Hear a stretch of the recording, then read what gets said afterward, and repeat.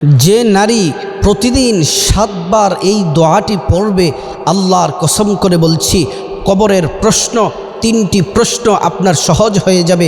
আল্লাহর পক্ষ থেকে এই প্রশ্ন আপনার জন্য সহজ করে দিবেন, উত্তর আপনি সহজেই দিয়ে ফেলতে পারবেন।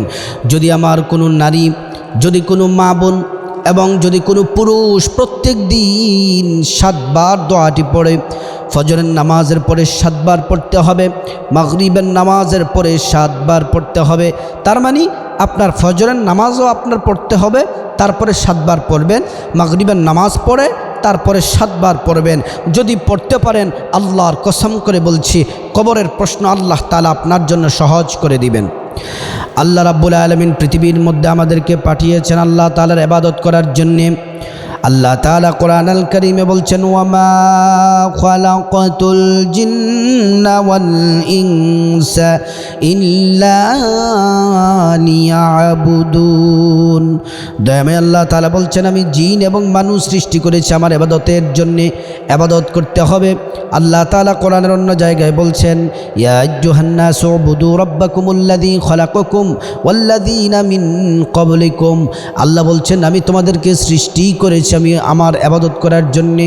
আল্লাহর ইবাদত বন্দেগী করতে হবে, আল্লাহর ইবাদত বন্দেগী করতে হবে, তাহলে পরকালে জান্নাত মিলবে, কবরের প্রশ্ন সহজ হয়ে যাবে। আল্লাহ রাব্বুল আলামিন আল্লাহর রাসূলকে যেই বিধান দিয়ে পাঠিয়েছেন, এই বিধানগুলোর মধ্যে যেগুলো পালন করার নির্দেশ দিয়েছেন সেগুলো পালন করতে হবে, যেগুলো বর্জন করার নির্দেশ দিয়েছেন সেগুলো বর্জন করতে হবে, ইসলামকে পরিপূর্ণভাবে মানতে হবে।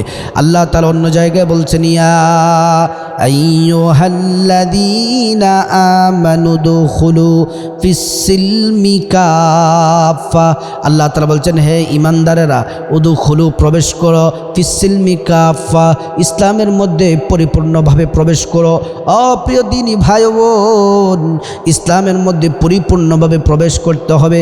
কিছু মানবেন কিছু মানবেন না, তা হবে না। আপনি নামাজ পড়বেন কিন্তু পর্দা করবেন না, তা হবে না। আপনি নামাজ পড়বেন, মানুষের সাথে মিথ্যা বলবেন, তা হবে না। আল্লাহর সবগুলা বিধান আপনাকে পরিপূর্ণ আদায় করতে হবে। আল্লাহ রাব্বুল আলামিন অন্য জায়গায় বলছেন, ইয়া আইয়ুহাল্লাযীনা আমানুত্তাকুল্লাহা হাক্কা তুকাতিহি ওয়া লা তামুতুন্না ইল্লা ওয়া আনতুম মুসলিমুন। আল্লাহ রাব্বুল আলামিন বলছেন, ঈমানদাররা, তোমরা আমি আল্লাহকে ভয় করো, ভয় করার মতো ভয় করো, কিন্তু মুসলমান না হয়ে মৃত্যুবরণ করো না।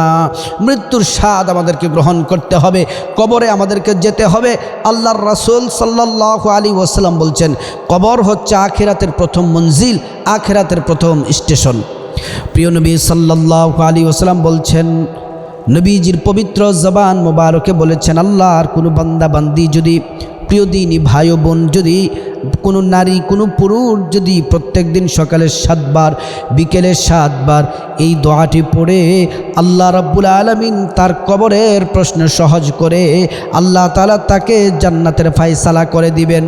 দোয়াটি হলো, রাদিতু বিল্লাহি রাব্বাও ওয়া বিল ইসলামি দীনাও ওয়া বি মুহাম্মাদিন সাল্লাল্লাহু আলাইহি ওয়াসাল্লাম নাবিয়্যাও ওয়া রাসূলা।